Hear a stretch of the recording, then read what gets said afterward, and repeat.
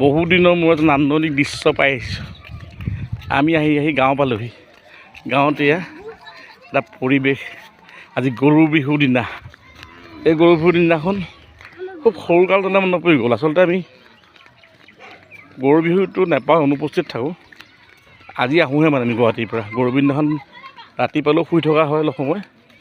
আহি পেলাই আজি গাঁৱৰ পৰিৱেশৰ মাজত পালোহি। আহি ভাল লাগিলে।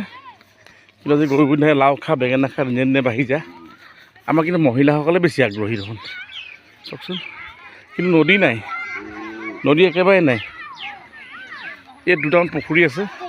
পুখুৰীত এয়া আজি গৰু বিহু উদযাপন কৰিবলৈ আহিছে। কিন্তু হ'লেও প্ৰকৃতিৰ নিয়ম অনুসৰি কোৱা কোৱা এয়া আমাৰ লাও খা বেঙেনা খা দিনে দিনে বাঢ়িছে।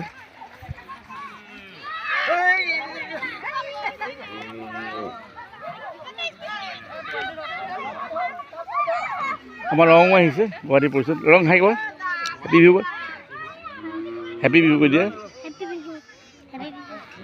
এয়া আমাৰ লাও খা। মই অকণমান লাও চাটটা লৈছোঁ সিহঁতৰ পৰা, বেঙেনা হ'ব দিয়া।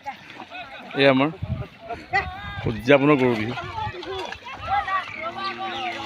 কিন্তু আমাক পাহৰিলে কিবা এটা গাব লাগে নহয়। আমাৰ ৰাইজে পাহৰিছে।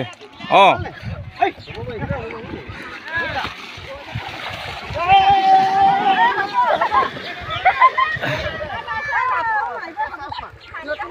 কিন্তু এনেকুৱা পৰিৱেশ পাবলৈ টান। বহুত দিনত পাইছোঁ, ভাল লাগিছে। নদী নাই, নদী পানী অলপ অভাৱ।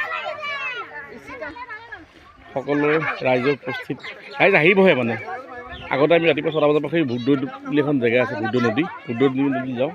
কিন্তু আজিকালি ভোগদৈ নদীত পানীয়েই নাই। ভোগদৈ দেখোন বাম হৈ গ'ল। এতিয়া মানুহৰ ঘৰে ঘৰে পুখুৰী হ'ল। এইটো এটা ৰাজহুৱা পুখুৰী এটা আছে, সেয়া দীঘলতি মাখিয়তী মাৰিছে। মা দিয়া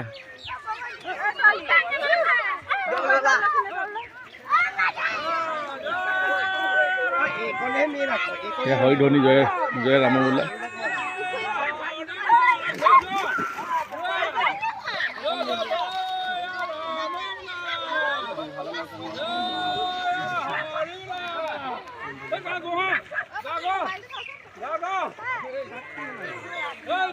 গৰু বিহু প্ৰথম পুৱাৰ ভাগ আৰম্ভ। আমি কালিৰ পৰা আকৌ ষ্টাৰ্ট কৰিম নতুন এটা